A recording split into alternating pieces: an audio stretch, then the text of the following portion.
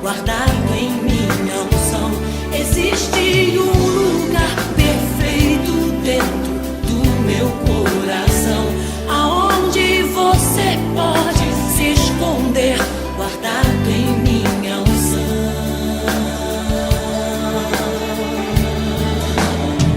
No tempo da calamidade, ela não te alcançará.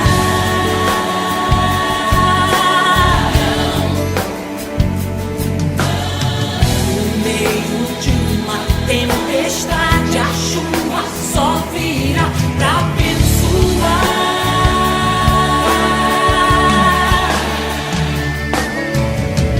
Eu te levanto por cabeça, filho meu, e não por cauda.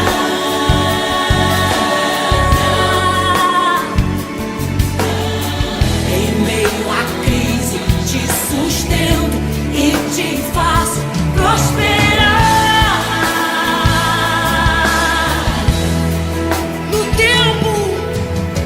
No tempo da calamidade, ela não te alcançará.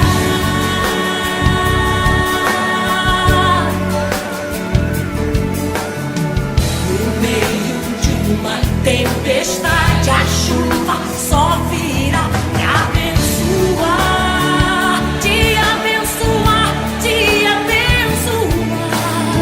Eu te levanto por cabeça, filho meu, e não por cauda.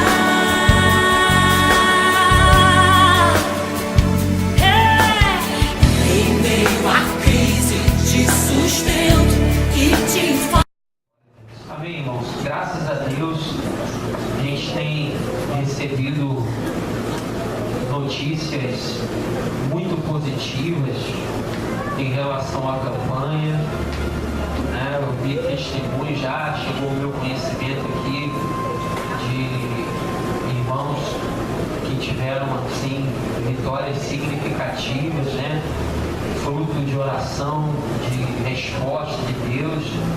Então a gente fica muito feliz de ver que Deus tem honrado a sua palavra sobre a nossa vida, sobre este lugar. E eu creio na presença dele em nosso meio, amém? A palavra diz: onde há 2 ou 3 reunidos em seu nome, ele se faz presente. Eu creio na presença do eterno Deus aqui em nosso meio nessa noite, amém? Eu sei que Deus, ele vai te abençoar poderosamente, e eu vejo assim um tempo longo de Deus na sua vida, um frescor do Espírito Santo de Deus sobre a sua vida. É algo que Deus não negocia, né? É algo que está permanente em nossa vida, porque Deus não mudou, a unção é a mesma e ela permanece em nós. Amém? A unção representa a presença de Deus, a presença do Espírito Santo de Deus sobre a nossa vida, a promessa de Deus que paira sobre nós, que emana sobre nós. Então a gente fica muito feliz de, assim, ter ouvido boas notícias, né? Enquanto o mundo aí ganha dinheiro com o sensacionalismo, com a miséria, com a desgraça alheia, né?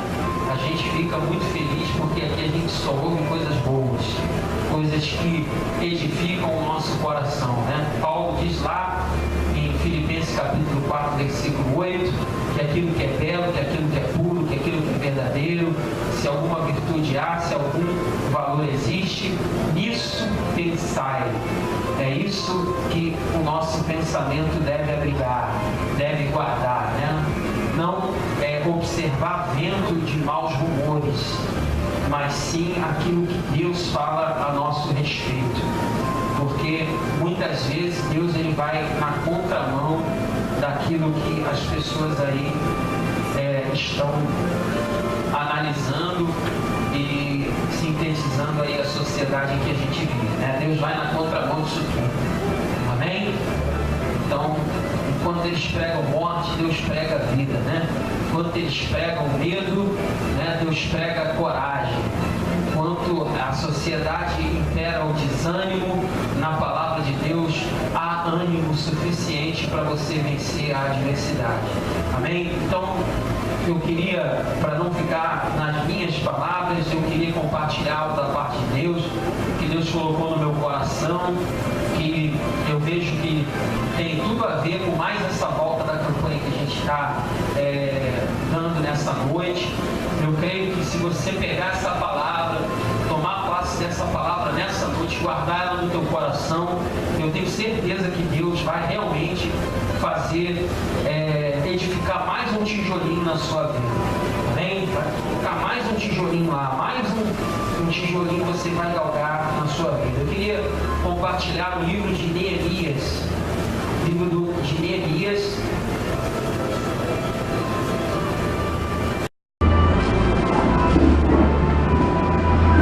Livro de Neemias.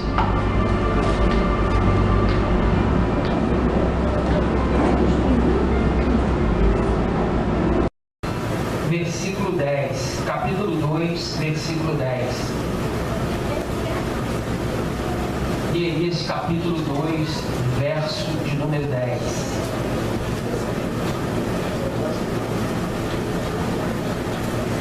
Glória a Deus. Todos localizaram Neemias, capítulo 2, versículo 10. É logo depois, do livro de Crônicas, de 2 Crônicas, tá? Aí tem Esdras e Neemias. Na Bíblia judaica, o livro de Esdras e Neemias é um livro só. Na nossa Bíblia, na Bíblia cristã, ela é dividida em 2 livros, de Esdras e livro de Neemias. Mas na Bíblia judaica, Esdras e Neemias é um livro só.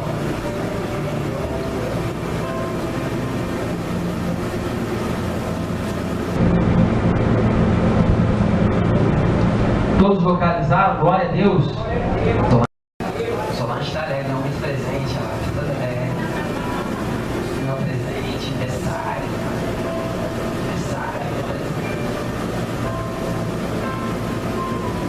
Quando Sambalate, o Horonita, e Tobias, o oficial amonita, ouviram isto, ficaram extremamente perturbados que alguém viesse promover o bem dos filhos de Israel. Cheguei a Jerusalém depois de 3 dias ali. Até aqui, irmãos. Glória a Deus. Mantenha a sua Bíblia aberta no livro de Neemias, que eu tenho certeza que Deus vai falar com você nessa noite. Glória a Deus. Deus tem uma palavra para o seu coração nessa noite. E você, mais do que simplesmente ouvir essa palavra, você vai exercer ela sobre a sua vida. Você vai usar essa palavra com autoridade na sua vida. E eu tenho certeza que isso vai trazer muitos frutos para você. Amém? Como tem trazido para mim. Porque primeiro Deus semeia aqui, Glória a Deus.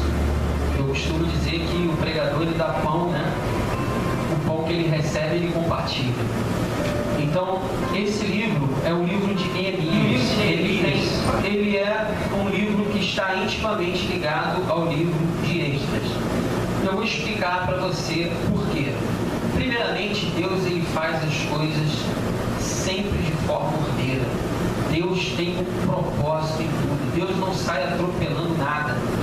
Às vezes a gente sai atropelando as coisas, mas Deus não age dessa forma.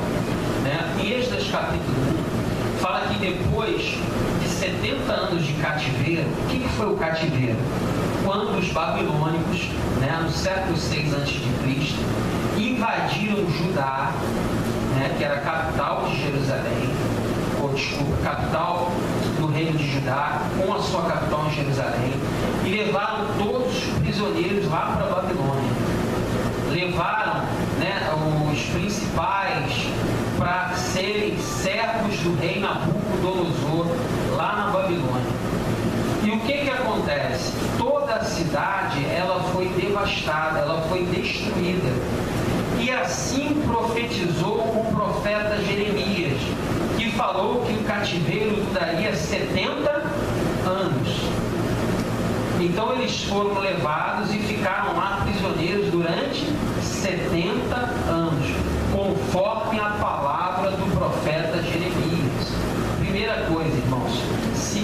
Deus falou, Ele cumpre. Amém? Glória a Deus. O profeta falou há 70 anos e 70 anos foi que eles ficaram lá prisioneiros na Babilônia. Glória a Deus, 70 anos. A palavra de Deus, ela é fiel. Deus vela pela sua palavra.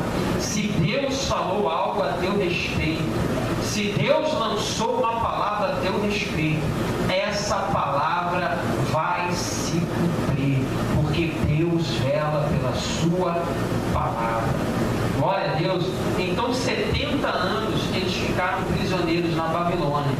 Aí veio o edito do rei Ciro, em Esdras capítulo 1, versículo 1. Olha só, Esdras é um livrozinho antes. Isso, vamos ler lá, ó.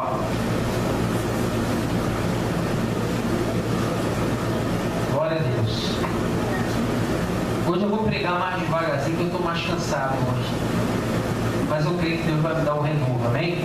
No primeiro ano do rei Ciro, rei da Pérsia, Esdras 1. No primeiro ano do rei Ciro, rei da Pérsia, para que se cumprisse a palavra do Senhor, falada por intermédio de Jeremias, despertou o Senhor o espírito do rei Ciro, rei da Pérsia, a qual fez passar pregão por todo o reino, como também por escrito, dizendo: assim diz Ciro, rei da Pérsia, o Senhor Deus dos céus me deu todos os reinos da terra e me encarregou de edificar uma casa em Jerusalém de Judá. Amém? Glória a Deus. Então, depois dos 70 anos, cabalmente, Deus desperta no coração do rei Ciro da Pérsia que venha edificar a casa de Deus em Jerusalém. 70 anos depois, Deus cumpriu a sua palavra, a sua promessa. O homem, ele falha na sua palavra, mas Deus não. Deus, ele fala, ele cumpre. 70 anos se passaram.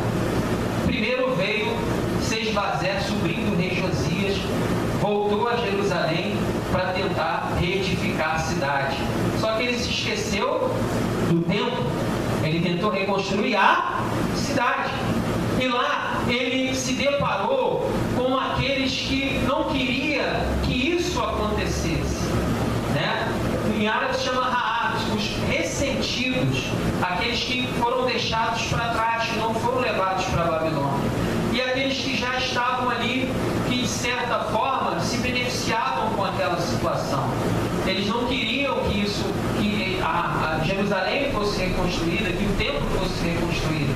E ele fracassou no seu intuito de reconstruir Jerusalém. Depois, Deus levanta Zorobabel. Zorobabel é uma figura mais influente, ele com 40 mil homens, né, com cerca de 40 mil judeus. E ele começa ali uma obra árdua.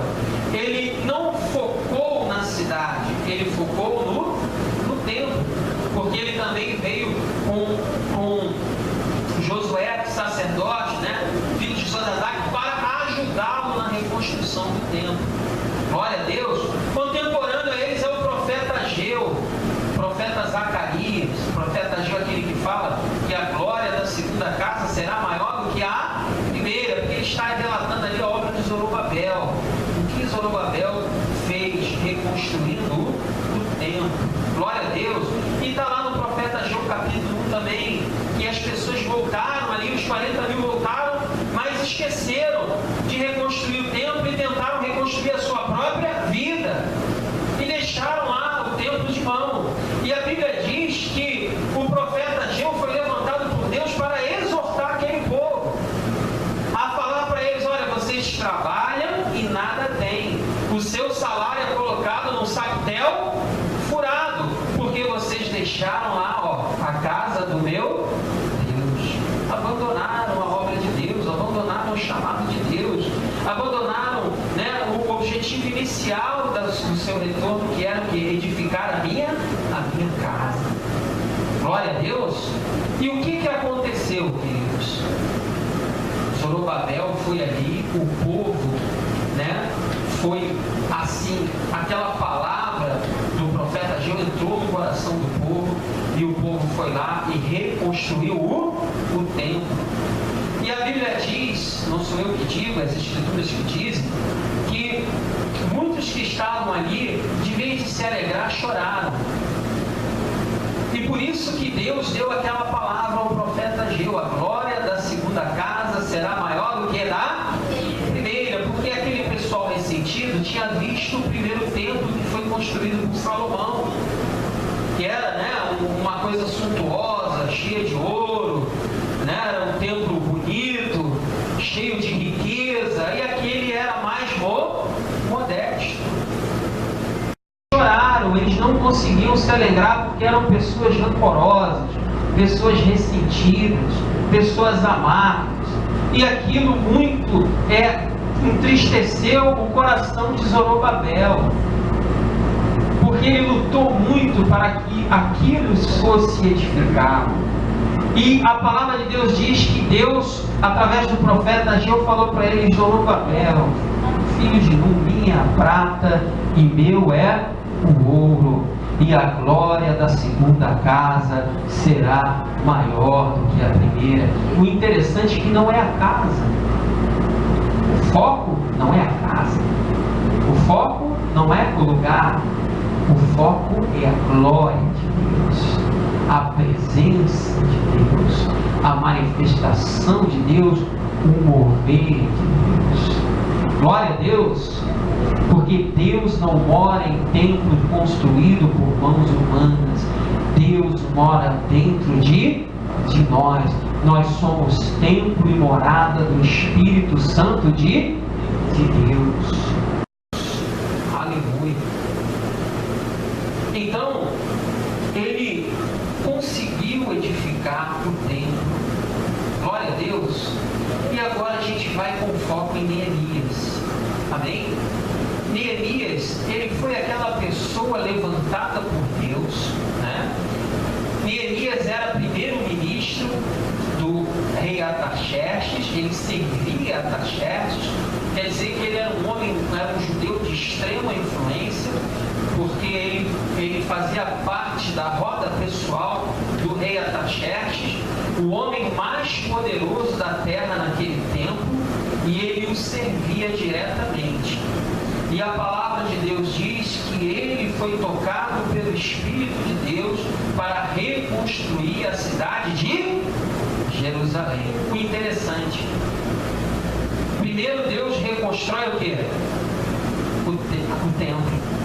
Segundo, detalhe que eu não falei aqui, Deus vai levantar o sacerdote Esdras, e ele vai restaurar o sacerdócio, porque tem o templo, mas cadê os obreiros para trabalhar no templo? Esdras vai ser aquele que vai restaurar o sacerdócio do templo. Ele vai restabelecer o sacrifício no altar de Deus. Ele vai constituir aqueles agora que vão servir ao Senhor na sua casa. Esse momento é conhecido na história judaica como Hadset Havdalah, a reconstrução do sacerdócio do templo. Então, primeiro Deus reconstrói o templo. Segundo, Deus reconstrói o que? A adoração. São as duas chaves da vitória, irmão. A reconstrução do altar e a adoração. Primeiro Deus reconstrói o altar, depois Deus reconstrói a adoração. Glória a Deus. Agora sim, Deus vai começar a trazer mudanças significativas. Amém? Não existe transformação nem mudança sem, primeiramente, não haver uma mudança, uma edificação no altar. E segundo, sem adoração a Deus. Não há nenhum tipo de transformação, não há nenhum tipo de mudança. Porque as mudanças significativas, ela vem de Deus, irmão. Todo dom perfeito e toda boa dádiva vem do alto, do Pai das luzes, onde não há dúvida e nem sombra de variação. Está lá, acho que em Tiago, capítulo 1, se eu não me engano. 17. Tem uma enciclopédia aqui. Então, de Deus, né, toda boa dádiva vem de Deus. Né? Sesbazé, ele tentou pelo braço humano e não teve êxito. ele não teve êxito, porque Deus, ele não atropela as coisas. Ele faz o quê? Tudo conforme a sua vontade. E a vontade dele é o quê?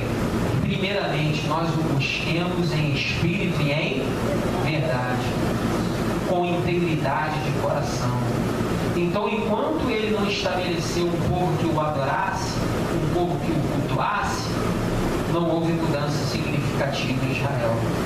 Mas como agora tinha um povo que adorava, tinha um povo que buscava, tinha um povo que sacrificava, tinha um povo que clamava o nome dele, tinha um povo que adorava ele. Glória a Deus! Aí sim, Deus começou a mudar a história. Amém? Tu quer mudança na sua vida? Glória a Deus, quer mudança na sua vida? Mudanças significativas na sua vida? Você quer? Eu também quero. Então, se eu quero isso para a minha vida, eu não posso sair atropelando as coisas. Não é do jeito que eu quero, não é do jeito que eu acho que tem que ser. Tem que ser do jeito de Deus. Porque só dá certo quando é do jeito de Deus. Aleluia. Não do meu jeito, é do jeito de Deus. Amém? É do jeito de Deus. Então, quando foi do jeito de Deus, as coisas começaram a acontecer. Glória a Deus. Aí Deus levantou Zorobabel, Deus levantou Esdras para restaurar o sacerdócio. Agora Deus vai levantar alguém para reconstruir. Ele não anunciou o que ele iria fazer. Glória a Deus. A primeira coisa que ele fez foi ir lá observar. Amém? Ele foi lá observar. Foi sozinho. Diz aqui o texto que ele não levou comitiva, ele não levou cavaleiros, ele não levou vários animais. Ele foi lá simplesmente com o animal que ele estava montando, parou na cidade e começou a observar.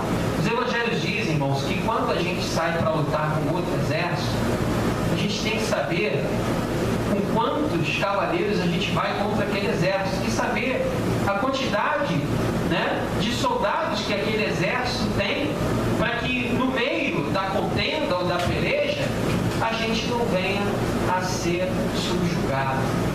Glória a Deus.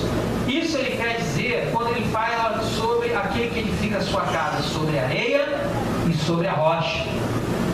Amém? Então muitas vezes nós não observamos a situação, não observamos o problema para entendermos como nós devemos agir. Nós agimos precipitadamente. E quando a gente age precipitadamente, irmãos, a gente colhe consequências terríveis, porque a gente não consegue edificar aquilo que nós começamos a fazer. A gente não acaba o que começou, porque agimos de forma que precipitada. O interessante do texto é que a gente vê que ele não falou para ninguém. Outra coisa também, a Bíblia diz que a gente tem que ser pronto a ouvir, tardio em falar. Se Deus quisesse que a gente falasse muito, né, ele tinha botado uma boquinha em cada cotovelo, para a gente falar pelos cotovelos.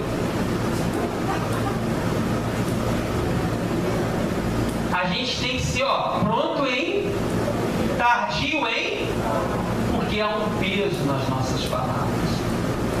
Provérbios diz: como salva de ouro e bandeja de prata é a palavra dada em seu tempo. O poder da morte e da vida estão no poder da palavra. Então a nossa palavra, ela tem um peso. Jesus ensina isso aos seus discípulos quando ele amaldiçoou a figueira que não dava fruto. Ele estava ali exemplificando para os seus discípulos o poder da palavra. E esse homem era um homem extremamente prudente. Não é à toa que ele estava na condição que ele se encontrava. E ele não falou nada. Ele não jogou conversa fora. Ele, glória a Deus. Lembra lá do povo lá, calai-vos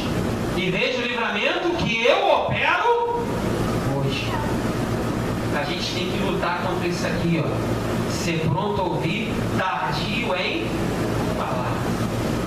Glória a Deus. Às vezes a gente conjectura coisas, problemas que nem aconteceram ainda, né? Não, mas se fulano, se Beltrano, isso não aconteceu, isso é hipotético. Aí a pessoa é tomada de uma ansiedade, de um mar de desespero desenfreado. Não é verdade? Por uma coisa que nem realmente aconteceu ainda. É tudo subjetivo. Então, quando nós não falamos, nós não alimentamos esse sentimento. E condicionamos a nossa expectativa em aguardar aquilo que Deus quer fazer. É o caso dele aqui. Olha só que interessante. Ele observou, e depois que ele observou, ele começou a tirar suas conclusões. Olha que interessante. Ele tirou duas conclusões aqui que são primordiais. A primeira é que ele se manteve calado e não falou nada com ninguém. A segunda, versículo 13. Saí de noite pela porta do vale, na direção da fonte do dragão e da porta do montúrio, e contemplei os muros de Jerusalém que estavam o quê? Derrubados, e as suas portas que tinham sido consumidas pelo fogo. Primeira coisa, ele viu o quê? Os muros derrubados e os portões. Na verdade, ele viu uma que subsiste, né? Sem muro não tem como botar portão, né?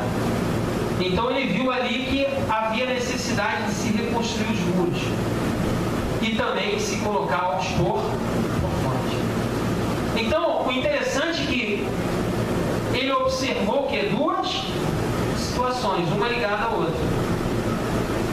Por quê? Antes de se reconstruir a cidade, era-se necessário reconstruir os muros. Por que ele observou isso como sendo a coisa mais importante? Simples, irmãos.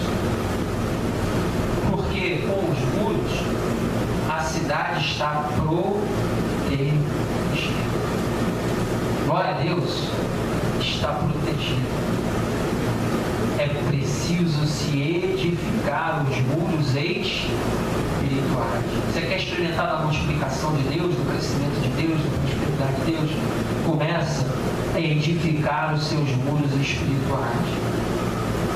Começa a se fortalecer em Deus. A Bíblia diz, Paulo diz que nós crescemos como um edifício. Jesus falou lá em João capítulo 14, versículo 6. Eis que estou para o Pai, indo vos preparar morada. Ele falou que é o caminho, a verdade e a... Ele está lá preparando a morada. Mas quem vai mandar o tijolinho, quem vai mandar a areia, quem vai mandar lá as ferragens, somos nós. E ele fala que quando nós fazemos isso, nós crescemos como um edifício bem ajustado. Então Neemias observou que sem muro não tem como proteger a cidade. Sem muro não tem como se construir as torres de vigília. Né? Não sei se você já foi lá no Centro Cultural Jerusalém, que tem a maior maquete de Jerusalém do mundo. Você vai ver lá os muros de Jerusalém, que o muro servia para proteger a cidade. Aí você vai ver lá, né, a torre que ficava ali, o vigia e as tropas que observavam o inimigo vindo de longe. Pastor, o que o senhor quer dizer com isso? A edificação nos leva a ter um sentimento de vigilância. Porque quando conhecemos a Deus, conhecemos as artimanhas do inimigo e conseguimos visualizar de longe as suas armadilhas. Então, por isso a importância do muro. Glória a Deus, edificar os muros. Pastor, como é que eu edifico um muro espiritual? Como é que eu edifico um muro? Simples, irmãos. Simples. Usando as ferramentas que Deus te deu. Palavra, oração, jejum e mudança. Glória a Deus, ó. fazendo igual Neemias, sendo prudente, fechando a boquinha, não murmurando, que lá em Coríntios, onde é que está em Coríntios? Murmurador perece pelo destruidor. Está lá 10. Tem gente que reclama, fica murmurando, reclama de tudo. Tem gente que reclama de tudo, tá chovendo, reclama, tá sol, reclama, tá reclamando, tá reclamando. Glória a Deus. Aí tá só o que, ó, perece pelo tá só destruindo aquilo que Deus quer edificar. Glória a Deus. Porque ao invés de estar murmurando, ela tinha que estar, não, Senhor, eu já vejo mudança, eu já vejo transformação, eu já vejo libertação, eu já vejo essa porta aberta, Deus, eu já vejo isso acontecendo, porque o Senhor falou, o Senhor é fiel. Glória a Deus. Porque, irmão, quando ele começou a edificar o muro, sabe o que aconteceu? Sambalate, Tobias e outros se levantaram para impedir que ele começasse a edificar os muros. Porque quando você começar a edificar, o inimigo vai se levantar, querido. Sabe por quê? Porque a edificação é o início da tua vitória. É o início das mudanças significativas que Deus quer trazer. A gente vai ver aqui o que Deus fez. Quando ele tomou essas atitudes, ele falou, não, vamos edificar um muro. Glória a Deus. Tentaram impedir, foram lá e olha só, irmãos, fizeram lá um banquete, fizeram lá um manjar lá para ele, não, vem aqui, assenta-se aqui para comer conosco, que era uma armadilha. Glória a Deus. Tentaram impedir. Aí sabe o que Neemias falou para ele? Está no capítulo 6, versículo 3, meu amigo, estou fazendo uma grande obra e não posso parar. Glória a Deus. Ele estava lá em cima do muro e o cara lá embaixo. Eu não vou descer lá, meu irmão. Eu não vou me igualar a você, não. Fica com o teu aí, com a tua comida, que eu tenho que fazer. Glória a Deus. Tem gente aí que fica perdendo tempo com quem não tem o que fazer. Glória a Deus. Eu não perco tempo porque eu sou um homem ocupado. Amém? Meu tempo é precioso. Né? Tá bem. Estou fazendo uma grande obra e não posso parar. Amém? A Bíblia diz, pode um cego guiar outro cego? Não. Aí um crente, um cidadão vai, aí senta com o outro e começa a contar os seus problemas. Às vezes o cidadão nem crente é, mano. Olha só. Tá ruim. Aí o outro fala, rapaz, não sabe. Se eu te contar o meu agora. Aí daqui a pouco estão os dois caminhando para onde? Lá para o abismo. Glória a Deus. Estão os dois indo para o abismo. Que é um cego guiando o outro. Glória a Deus. A pessoa vinha, não é assim não. Deus tem promessa, Deus tem palavra. Não, mas vai mudar. Amém? Mas a minha situação está no controle de Deus. Deus é que sabe. Amém? Paulo diz lá em Filipenses capítulo 4, versículo 3, todo mundo sabe isso, assim, posso todas as coisas naquele que me fortalece. Só que eu esquece de ler o 11 e 12, sem passar fome, sem viver em perigo em meio aos salteadores, sem ter muito e também sem ter pouco, porque posso todas as coisas naquele que me fortalece. Porque a minha esperança não está na circunstância ou na situação, ou na minha condição socioeconômica. A minha esperança está em Deus. Quem faz a diferença é Deus.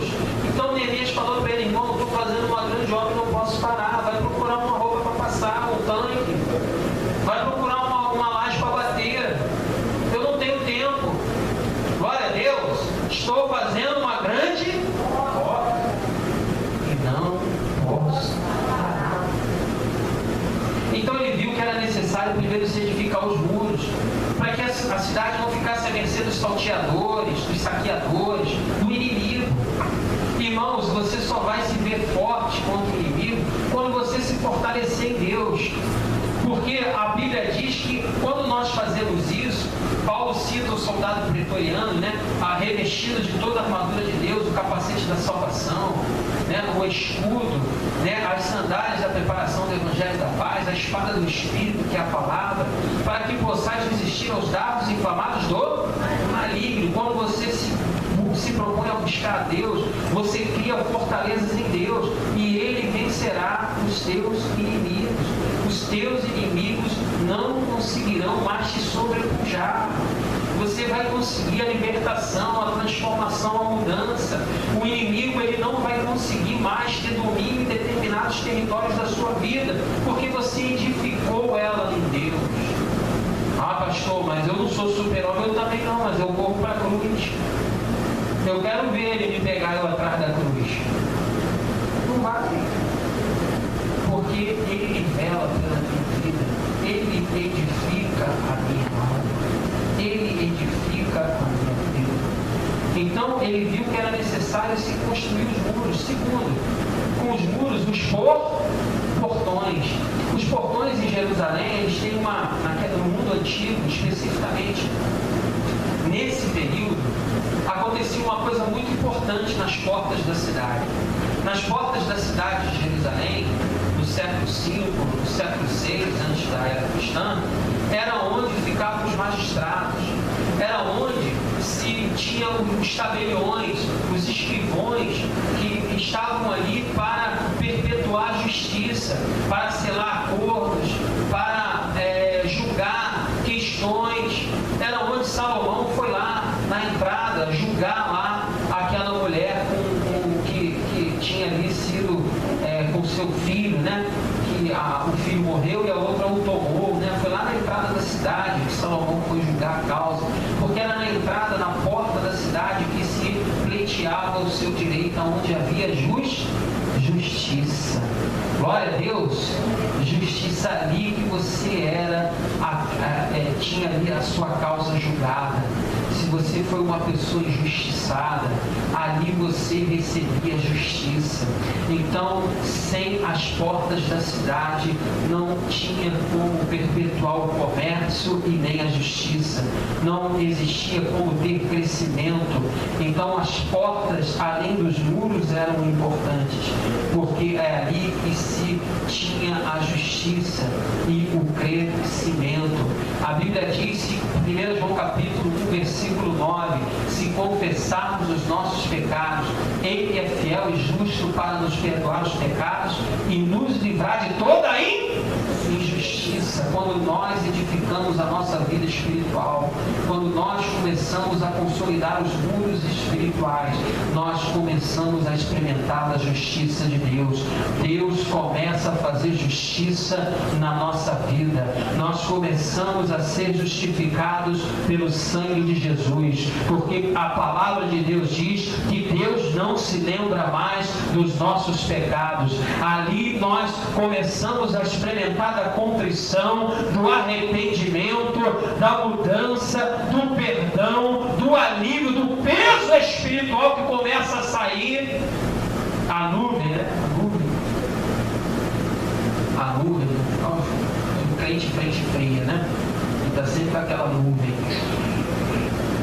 Ele está na igreja, mas ele é um cara que é doente, porque ele é uma pessoa hipocondríaca. Já viu o crente hipocondríaco? Ele faz todos os remédios, pula de trás para frente, ele sabe o remédio de tudo, porque ele vive doente. Você encontra com ele está meu irmão com uma dor aqui, eu acho que é isso, eu acho que é aquilo.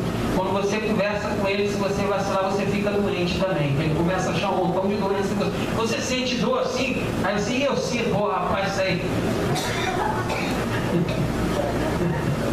E você começa a ficar doente também, que ele é hipocondríaco. Glória a Deus. Amém. Ele esquece lá de Isaías 53, né? Que ele levou sobre si as nossas dores. E o castigo que nos traz a paz estava sobre ele. E pelas suas pisaduras nós fomos sarados. Glória a Deus. Ele está na igreja, mas ele está doente, ele está enfermo. Porque ele ainda não edificou, ele não estabeleceu ainda um relacionamento com Deus, ele não conhece que Deus o justifica, que Deus é a sua justiça através do seu Filho Jesus, e todo legado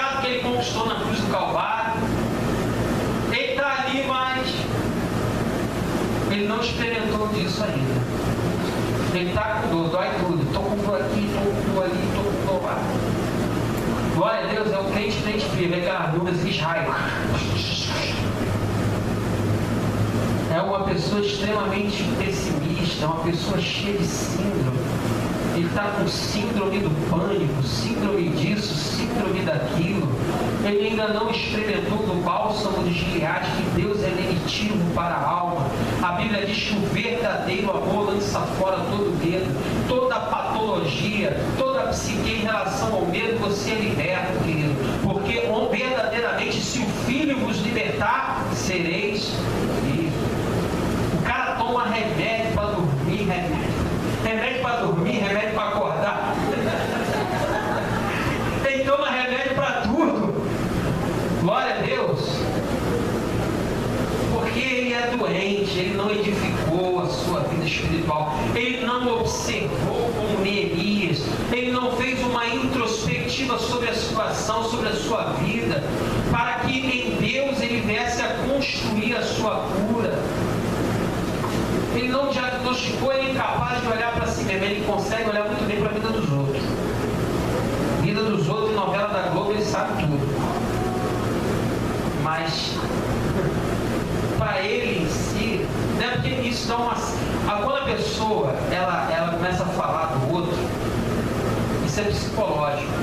Ela tem uma falsa sensação de poder e ela tem controle sobre ela, se sentir superior ao outro ou melhor do que o outro. Jesus falou, olha, eu não vim julgar ninguém. Eu vim salvar o que se havia perdido. Está lá na ceia do Senhor. Examine esse homem assim. Nós não temos que examinar ninguém, irmão. A gente não pode ficar olhando para cima do muro. A gente tem que estar igual Neemias, preocupado em construir o seu próprio muro. Tá lá, cada um cuidava do seu próprio muro. E mais, quando aconteceu isso, ele falou, ó, vocês trabalham também com espada e lança. Porque você está edificando e ainda pode ser atacado, tem que parar de edificar para se defender. Quem está ligado aí? Glória a Deus, pode continuar mais um pouquinho? Então a gente viu que era necessário que se construísse a porta, porque sem a porta não havia justiça. Isso quer dizer o seguinte, a gente não pode dar brecha na nossa vida. Brecha. Ah, pastor, mas é só uma brechinha. Tudo bem, a raposa grande não entra, mas a pequenininha entra. E a pequenininha cresce. Não existe pecadinho e pecadão. Pecado é pecado e ponto.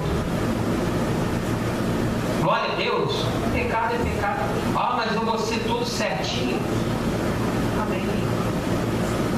A sociedade não vai me aceitar porque eu sou todo certinho.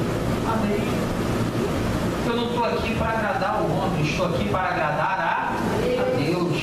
E se eu agrado a Deus, diz lá em Romanos capítulo 14, eu tenho louvor das autoridades. Glória a Deus. Amém? Isso é uma vida de subserviência à palavra de Deus.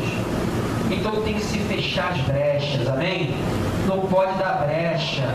Sabe por que não pode dar brecha? Se Neemias tivesse dado brecha, descido do muro e fosse lá comer, o muro não teria sido edificado. Depois que você edificou a sua vida espiritual, você tem que continuar, irmãos. Sabe por quê? A Bíblia diz que uma vez alcançando a promessa, é necessário que nela se permaneça. E o diabo quer te tirar dessa situação. Se lembra? Sambalate lá embaixo, Neemias além? Qual é o mais fácil? Eu puxar a pessoa que está embaixo ou a pessoa que está embaixo me puxar?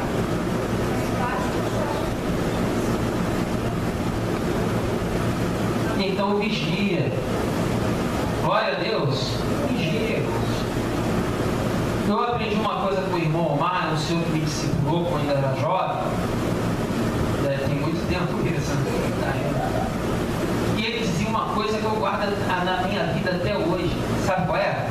Temar com quem não quer é não querer também. Neemias não ficou temando com essas pessoas. Ele chamou os principais, chamou Sambalate, chamou Tobias, chamou os Raéis, lá os ressentidos que ficaram para trás, e explicou a situação.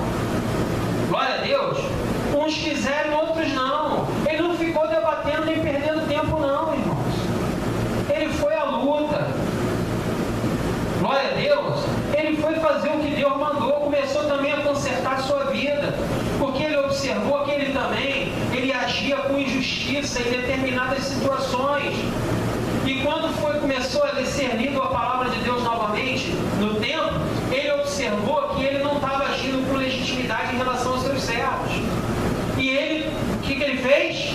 Ele mudou. Ele não, vamos fazer conforme está escrito na lei do meu Deus.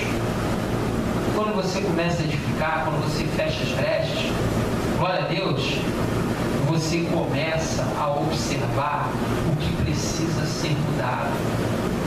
Não na vida do vizinho, na nossa, na minha. Porque, querido, a palavra de Deus diz que nós temos que olhar para dentro de nós, nos examinarmos, amém? Olharmos para dentro de nós. E foi isso que ele fez quando ele foi confrontado com a leitura do texto da palavra de Deus no templo. Não adianta nada eu falar aqui por horas, porque 1% é o que eu falo, 99% é a atitude que você vai ter em relação a isso. Glória a Deus. Porque, irmãos, tem áreas da nossa vida que Deus permite que nós venhamos a ter esse conhecimento de vencer. Porque Deus nos deu essa vitória em determinadas áreas da nossa vida. Para quê? Para que, através do nosso testemunho, outros sejam acolhidos por Ele. Sabe por quê, irmãos? Que quando Ele reconstruiu o muro, quando Ele colocou os portões da cidade, sabe o que aconteceu? A prosperidade voou e muitos vieram ali em Jerusalém encontrar abrigo. Você é a arca de Deus, querido. Aleluia, as promessas de Deus estão sobre você e sobre mim. Nós somos celeiros das novidades de Deus, né? Tem um texto na palavra de Deus que fala sobre José do Egito, né? Que José cresceu como uma árvore frondosa e ultrapassou os muros e fez sombra. Aleluia, é isso que Deus faz, querido. Quando Deus edificar sobre a minha e a tua vida, o crescimento de Deus na nossa vida vai proporcionar a outros sombra, proteção, cuidado de Deus, experiência com Deus. Você crê nisso? Glória a Deus. Vamos ficar de pé, irmãos. Eu não quero me alongar também, porque eu não quero enfadar os irmãos. Esta noite, Deus, é a noite que o Senhor separou para estarmos aqui, ó Deus, na tua casa, para estarmos aqui na tua presença, Deus.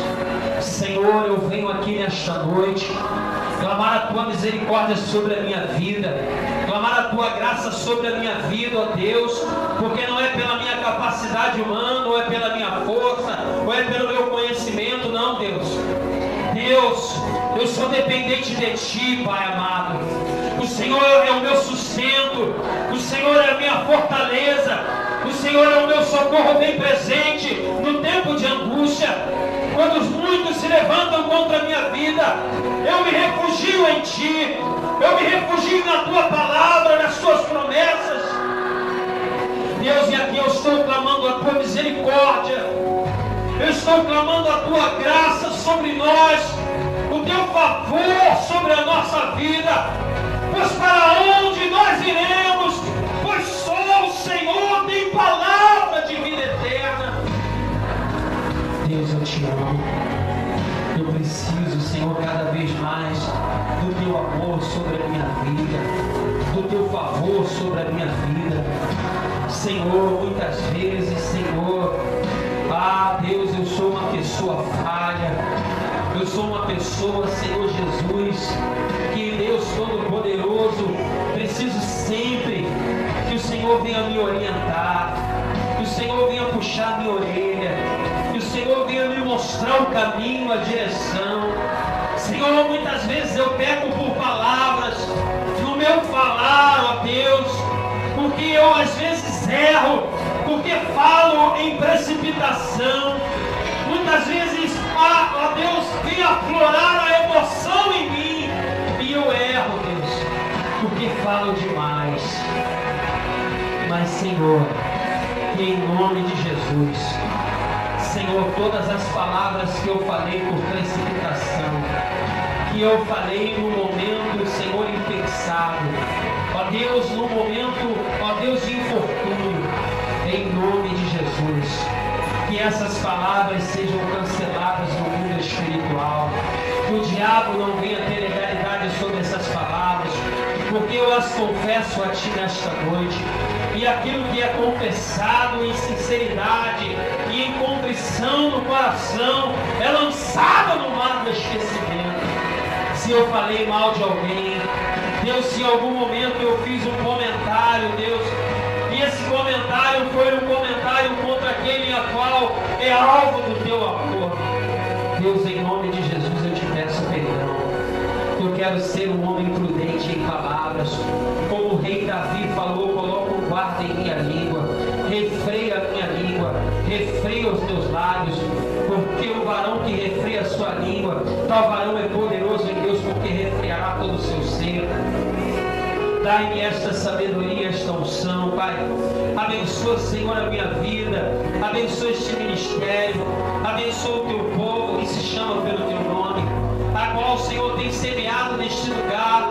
É um lugar simples, Senhor, mas é um lugar de pessoas que amam a Ti e colocam o Senhor sobre todas as coisas. Senhor, em nome de Jesus, ó Pai, eu oro nessa noite intercedendo pela Tua igreja.